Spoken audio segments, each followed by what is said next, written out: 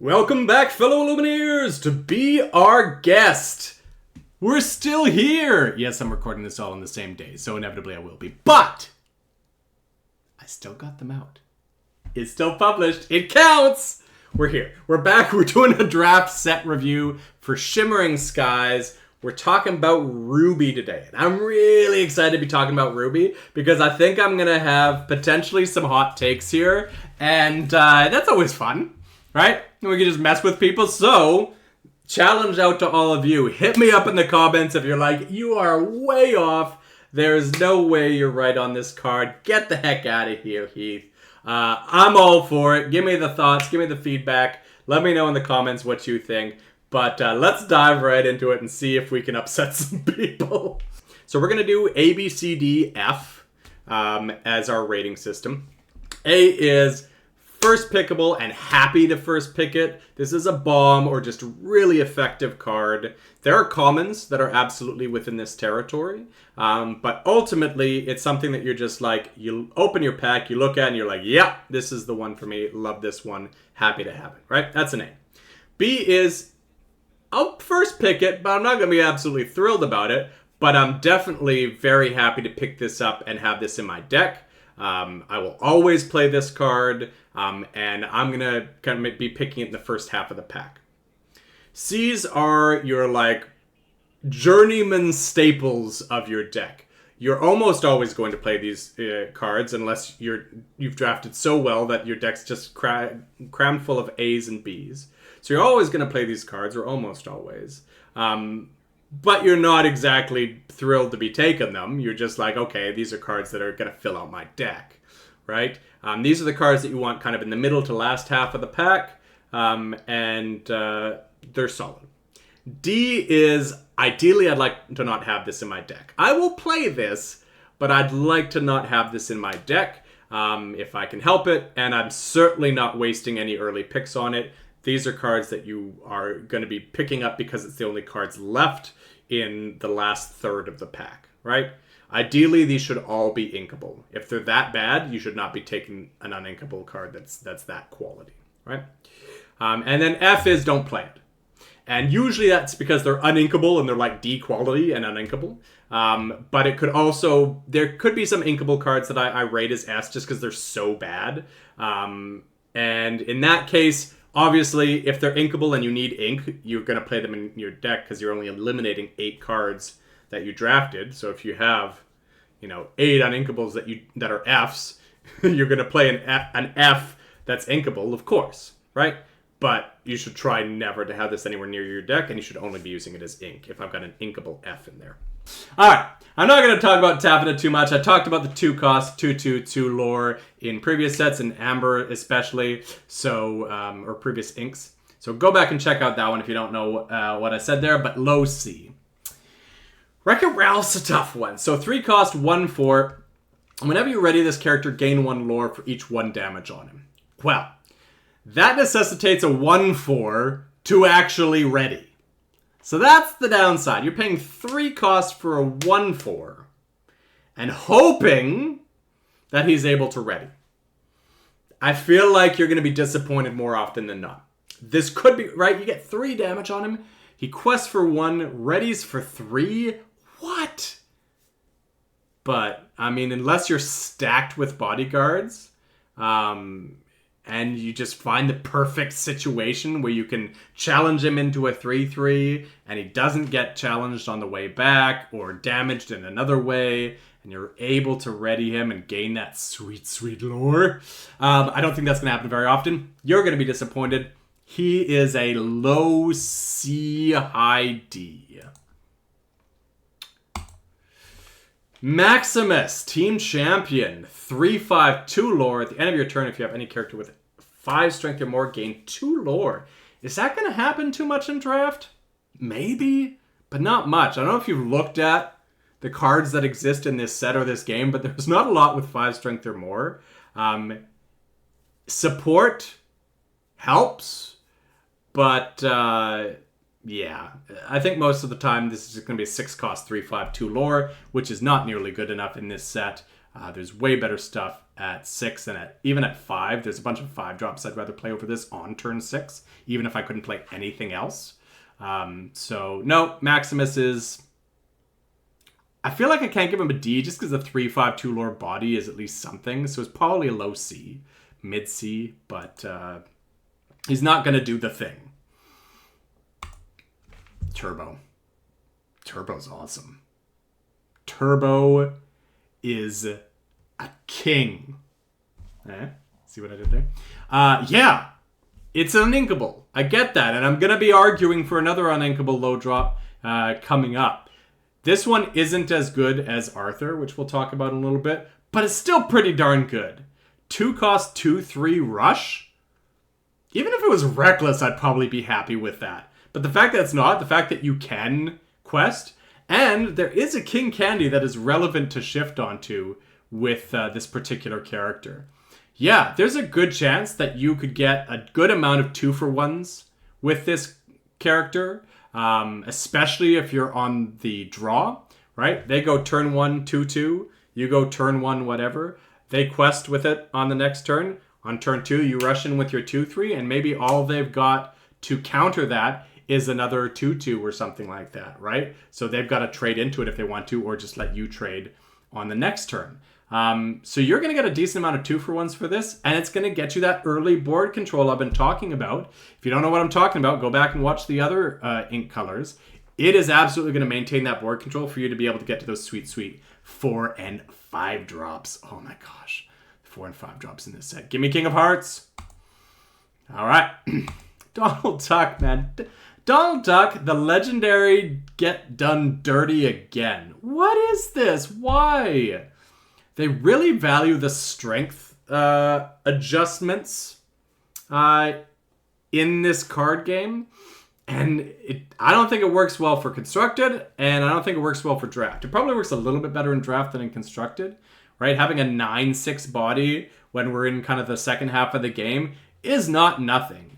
But all it is a body. The fact of the matter is I would still play this, absolutely, but I just can't imagine it's not going to get drafted higher than you should be taking it. You should not be taking this highly. This is one of those lose lore cards I was talking about in Amber. They exist, but it's just so unlikely that that just don't bother paying attention to that even existing. Just look at the second ability. While an opponent has 10 or more lore, he's a 9/6. Cool. That's above rate. Right? Our standard vanilla rate is 5, cost 5/6/1 for our beaters. So he's going to occasionally be helpful, but like, my goodness, he could have been so much more. So, no, I want to rate him fairly because there's a chance that you'll get him past you, right? So he is almost certainly like a low B, high C. So if you get him 6th pick, 7th pick, yeah, sure, pick him up. You're just probably not going to because he's a legendary, so people are just going to take him because he's a legendary. We already talked about the 4-drop 4/4/1. Really solid body. In most sets, this would be higher, but it's probably a low C given the quality of 4-drops in this set. Scar Betrayer. 3 willpower on a 5-drop is unacceptable. You're not banishing the Mufasa. If they happen to have the 8-drop out, you feel so good, but you should just be ashamed of playing this card in the first place. Shame on you. No 3 willpower 5-drop, please. Scar is a D, and a hard D at that. I mean, it's still, I keep saying this, like, when it comes to, like, something that's rated like a D, like you shouldn't be playing in your deck, like, there's cause to say, maybe I have a controlling deck such that I can kind of make it so that we're in a war of attrition and we're down to like 1 character each by the time this comes out. Maybe I can protect it for a turn so I get 4 lore out of it and then it trades for something medium. But it's just so, you shouldn't be working that hard for a card that's this mid. So like, just don't. Include it if you've got it and you don't, like, if your other option between this and some of the other Ds is like the bad items, then sure, absolutely play a character over a bad item, any character, but you shouldn't be drafting this. You should be getting past it and then just taking it because there's nothing else left. 3 cost 2, 4, 1 rush. So this is comparable to Rafiki, which was a first chapter. I know I recall back to first chapter a lot. If anyone's not looking at when my videos have come out, I played a heck of a lot more first chapter than the sets in between. So I'm going to be referencing that one a lot more. I'm pretty sure there's been other 3 cost 3/3 rushers. Would we prefer a 3/3 rush or a 2/4 rush? 2/4 is surviving more. I probably would prefer the 3/3 rush over the 2/4 rush. So a 3/3 rush would have probably been like a high C. This is probably like a mid C. But it's okay. I'm okay to play it. Daisy Duck, 2 cost 2/2, 1 evasive. I would have been much happier with a 3/1 evasive, especially knowing that the hyena, I can't remember which one it is, the 2/3 evasives in the set. But this takes out Archimedes really well, and it can just be something that you can get out early that can quest for a few lore without being interrupted. But I probably would have preferred the 3/1, like the 3/1 body on these, the Pegasus from the last set type thing, Sir Hiss type body. But it's solid. What would I give it? I'm going to say like a high C. Yeah. Mickey Mouse, 4 cost 2, 4, 2 lore. It gives himself 2 strength if you've got Minnie Mouse in play. No. Even at a 3, 4, 2 lore body, this would not be good enough. And I don't care about it getting extra strength if you happen to have Minnie Mouse in play. No, this is a D. Radagan, 3 cost 1, 5, 1 lore. When he's damaged, he gets +2 strength. But until then, he's a 1 strength, 1 lore on a 3 cost body. No, I'd almost certainly play him, but like as a last resort. So what does that mean? Does that mean a low C, high D? I'm going to say high D on Radagan. I'll also be honest, I don't love that art for Radagan. Some of his art's awesome. That one's kind of for me. I mentioned 1 cost, 1, 2 lores are bad. I mentioned locations you shouldn't play very often. Add those 2 things together and Taffeta is a D. Maybe even an inkable F. Denahi is one of the like, you've seen a series now of uninkable vanilla cards that are a little bit better statted than their inkable counterparts, right? The average inkable vanilla stat would be 5 cost 5, 5, 2 lore. If this was the other way around, if this was a 5, 7, 2 lore, I'd feel a lot better about it. Because a 2 lore plus character, I want to be questing with, not challenging with. So I want it to survive more quests. So if this was a 5-7, I'd feel a lot better about it. It's still really well statted for what it is, but there's a lot of low-cost uninkables that I really like in this set. So I'm hesitant to play a 5-cost uninkable that has only 5 willpower and doesn't do anything else extraordinary other than the 2 lore. So this is probably like a mid-C for me. Mid to high C. All right, Pete. You're not going to have other characters named Pete. This is a 7 cost 6, 6, 2 lore. It's below vanilla stat lines. It's a low C, high D. Use it if you need top end, but my goodness, I hope you've got better top end than that. Another Taffeta. Another one that's about moving to locations. If you have drafted a couple of the library, 2 lore is nothing to scoff at. So I might play this as like my, 39th card, 40th card, if I've got a couple of libraries. But it's so understated that you really shouldn't be playing this, and maybe even in that situation. So high D. Robin Hood, you're not going to be playing a lot of action cards in your deck, if at all. He has to quest to do that. You still have to hit. No. He's a 1/4 body. No. You're going to take this, obviously, because it's a legendary. But in terms of our draft rankings, it is probably an F, because it's uninkable. Gaston. So this is one that's a little bit tough for me. We've looked over several of these 9 cost uninkables now. So this one costs 2 less, but it's for each of your damaged characters in play.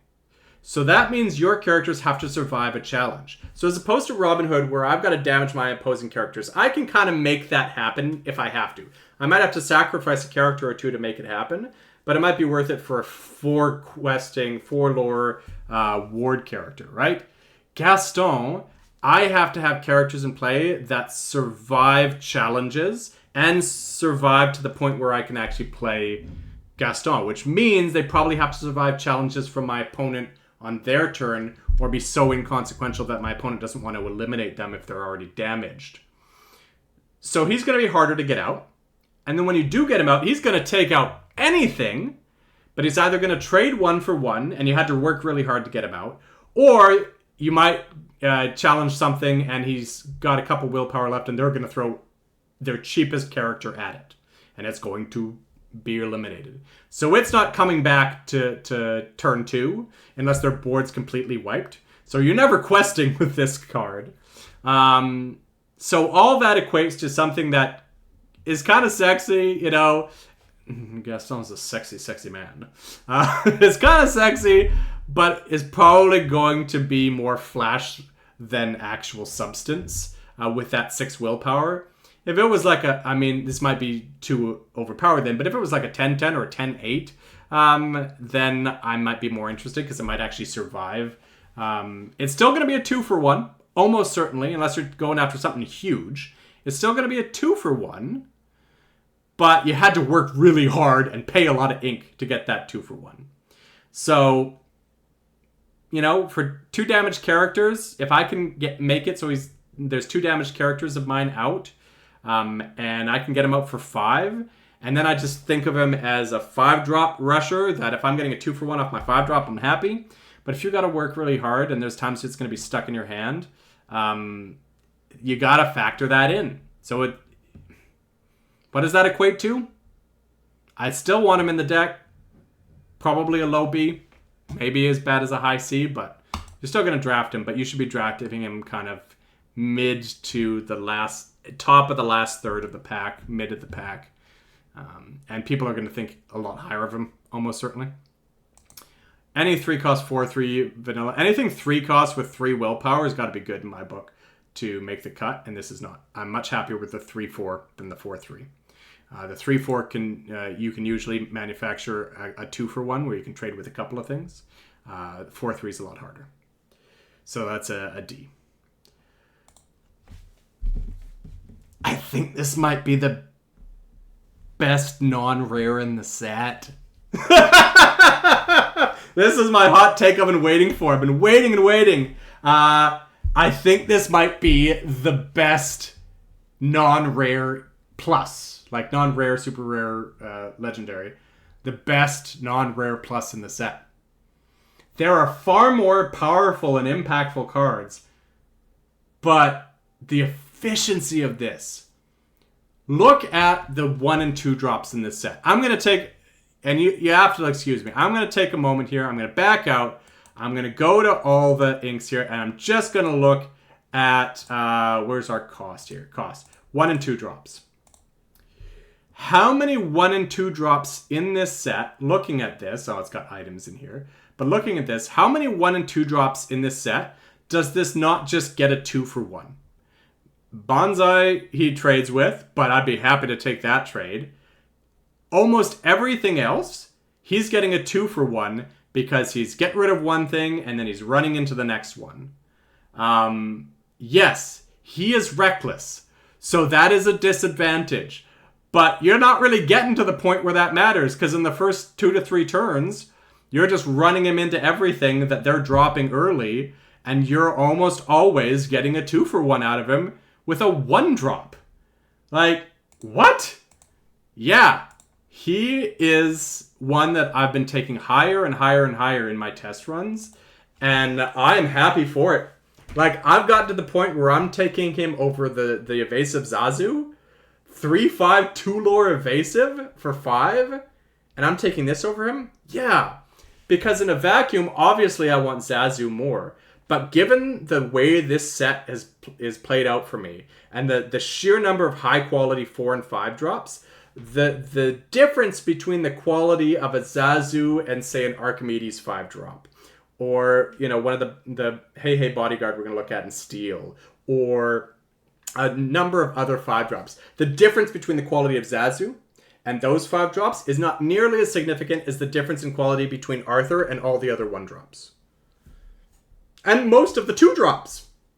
Like, Turbo is really the only other 2-drop or less that can compete with Arthur in terms of not facilitating a 2-for-1.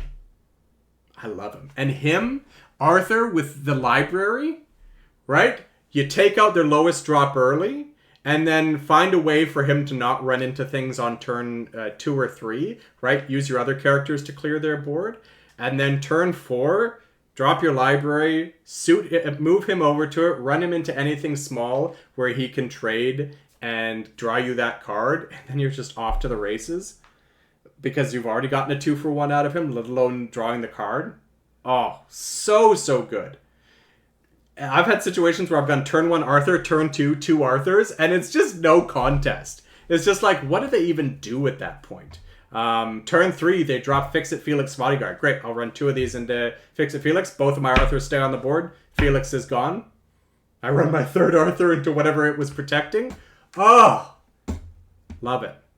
Love it. Yeah, Arthur is amazing. Can I give a 1-drop an A? I'm not ashamed to first pick this. If I got some cruddy rare plus in my pack, I'm not ashamed to first pick this. Yeah, it's a low A. It's really good. It's really good. Yeah, it feels bad drawing it late, but I would happily have 4 of those in my deck, and I would be okay with that. The thing about that to keep in mind is, especially because I like Turbo as well, it really is going to impact your capacity to take other uninkables. So keep that in mind. You can't draft a whole bunch of Arthurs, a couple of Turbos, and then expect to have a whole bunch of other uninkables in your deck. So that is the one thing that you've got to factor in when drafting him, as it is going to impact your capacity to draft some other cards, right? Donald Duck, whenever this character challenges another character, each opponent loses 1 lore. As I mentioned, there's stuff that can cause you to lose lore, but it's so infrequent. Especially playing this turn 3, there's a distinct possibility they haven't even quested at this point. Maybe they're doing other things, challenging your characters or whatever, and they haven't even quested yet. And losing 1 lore to trade off for this body versus the Simba we're going to look at in Steel. Nah, it's playable. Like, don't get me wrong. Yeah, reducing your opponent's lore is impactful, but it's not impactful enough for the body that you're getting here. So this is like a low C. Right again. 7 cost uninkable, so big ask there. What are you getting for that? 5/5/3 lore evasive. Yes, your damaged characters get +2 strength. But again, that's a lot of circumstantial benefit that by the time this is actually coming out might not even be all that relevant. Maybe there's like 1 character that this impacts. So really you're paying 7 cost on inkable for a 5/5/3 lore. Compare that to Zazu. 5 cost inkable for a 3/5/2 lore evasive. I'd be much happier there. Yes, you can shift this, but there's no good Radagon to shift him onto. By the way, this art is much better than the other one. Like miles better. Oh, I just looked at the artist. It's Nicholas Cole. Of course it's better. I feel bad saying bad things about any of the art. Art is subjective. First of all, the other Radagon, if anyone loves that art, feel free to blast me in the comments because art is subjective. And for some people, they're going to absolutely adore that other art that I was speaking poorly of. I apologize to the artist. I'm sure there's plenty of your art that I love. Just the face and the hair on that one, the fringe on the clothing was getting me. I love this art though. I've just spent like a minute and a half talking about the art. Yeah, it's not good enough. It's still a 5/5/3 lore evasive. Don't get me wrong. I would still play this, but I'm probably going to be drafting it lower than a lot of other people. And I would have to be very careful about how. Remember, like Anna in Amethyst, knowing you have a 7 cost on inkable in your deck, you got to be very careful about how you're inking and playing cards to make sure you can get to 7 and don't end up top decking this guy with no cards in hand and 6 ink in play. So as a result, this is probably like a low B, high C for me. Probably high C. Yeah, I'm going to go with high C on this one. Vanellope. There's a lot of Vanellopes in this set. They hold back Wreck-It Ralph for the longest time, and then the floodgates just open. Alright. 4-cost uninkable. Don't love it, but it is a 3/3 rush. So think about Rafiki, that we're already talking about, like a low B for Rafiki, high C, right? So 3/3 rush, solid. She gains evasive for the turn that she's rushing for, and until the start of your next turn, which is really important for 2 reasons. One, just being able to rush into a low body evasive can be really effective. And 2, it means that there's a good chance she's going to survive till the start of your next turn to be able to quest for 2, right? So the fact that she's got the 2 quests, the fact that she's rushing for 3, and the fact that she can rush into evasives is all a great package. I still don't love 4-cost uninkable, especially given what we talked about with Arthur and Turbo, that we're probably going to be playing a lot of other uninkables if everything goes our way in the draft. So I'm probably not looking to play her in a deck that's in a draft that's going well for me. In a draft where I'm getting the Arthurs and the Turbos that I want.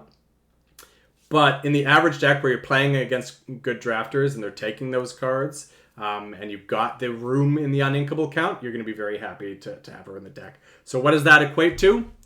Mid-C, high C. Simba, 1-cost 2/1 with a very low impact ability, especially if you play him on turn 1. That is a F. Yeah, that's an F. Mini. Whenever this character or one of your characters named Mickey Mouse challenges another character, gain 1 lore. Compare this to Donald Duck. Yes, Donald Duck loses your opponent lore, and you gain 1 lore. You could argue that's better. But again, if this is played early and your opponent maybe doesn't even have a lore for them to lose, not as effective, right? So, just her alone gaining you lore versus Donald Duck losing the opponent lore, I would probably be happier with that because it's just more in my control that it has an effect. And the fact that you gain the bonus with Mickey Mouse too, there ain't a lot of Mickeys I'm looking to play in this set. But that's just bonus, right? That's just extra. So, yeah, I like Minnie not much more than Donald, but reasonably more. So, I'd put her at like a mid-C, high C, you know, somewhere along those lines. We're gonna take a look once we throw everything together and see where they stack up. Such a low impact action, right? Compare this to Cogsworth in Amethyst, where you get a 1/1/1 body sticking around. No. That's a D, probably an F. It's probably one of those inkable Fs. Yeah, I'm not even going to look at Evil Comes Prepared. It's a one-time action, doesn't leave a body behind, and it costs 2. Yeah, if you happen to have a villain character, you gain a lore. Great. Not worth it. It's too circumstantial. It is also like an inkable F. Don't let the frostbite in. 7 cost! You're not going to sing this. Your 7 cost plus characters are doing much better things than singing this. So you're paying 7 ink for this? Yeah, there could be a situation where you just need 1 more turn to win, but there's a possibility they're able to challenge all your characters really efficiently, and this could win you the game. Not nearly good enough. It's ink, so there's that. So maybe you pick this up if there's nothing else inkable that's good in the pack? Sure. And might there be a time where you use it? Sure. But this is ink. It's a D, low D. Glimmer versus Glimmer, 1 cost less than Dragonfire, but you gotta banish one of your characters? No, thank you. Removal in draft is exceptionally good, but not at the cost of one of your own characters. Because if you're playing a character in your deck that's bad enough that you're happy to banish it, probably shouldn't be playing it. Yeah, no thank you. I do not want to give them 2 for 1 card advantage on a 4 cost uninkable action. Give me Dragonfire, please. There's a lot of bad ones. There's a lot of cards that I'm really happy with in Ruby. There's a lot of bad ones too. Yeah. When your characters with Reckless challenge another character, how many Reckless characters are in the set? How many? No. That's another inkable F. Potion of Might. You gotta banish it for strength. It's basically an action by any other word for strength. No. Not good enough. this is another low D, high F. Sword released. So there's a good chance if you draft to align with this deck that you can start taking advantage of it. You know, they lose 1, you gain 1. That's a 2 lore swing, but it's uninkable. It doesn't impact the board, and it necessitates having that situation. It's just too much for it to be worth a 2 lore swing for maybe a couple of turns before the game's over. No, that's an F. It's at least repeatable. Still not good. D for ink, and every once in a while, maybe it becomes useful. Do not play this unless there's a situation where you're going to get a really good advantage for the effect, so that if you never have a good use for it in the future, that it's not so bad. You've gotten some kind of card advantage for it, card parity. Sugar Speed Rushway is absolute garbage. Yes, with the taffeta that you gain 2 lore for moving it. If you've got 2 of these that you can bounce between every turn, you'll gain 2 lore every turn. That they don't get rid of a 5 willpower uninkable location. No. Red Against Party. This one's not so bad, right? Like, it's inkable. Good. It doesn't inherently gain lore. Bad. But if you got a damage character here, and it's only 1 to move it, and it's got 7 willpower, you can be getting 2 lore a turn? It's a D for ink that every once in a while could be really useful. So, yeah, I mean, I'm not drafting this high. It's a D.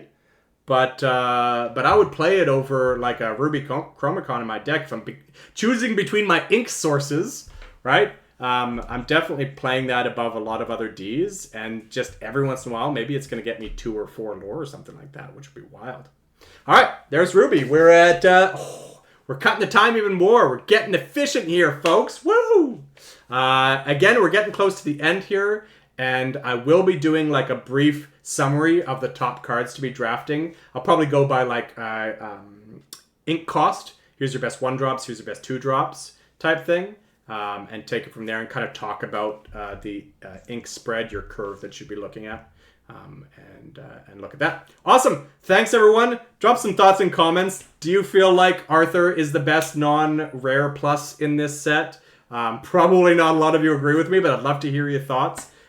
If you start drafting with this set and you come back to this video, would love to hear if Arthur's been going well for you or not, because I'm really psyched about Arthur. I think he is honestly so good. I love me some good value, and he is a great value card. So see everyone next time. Thank you very much.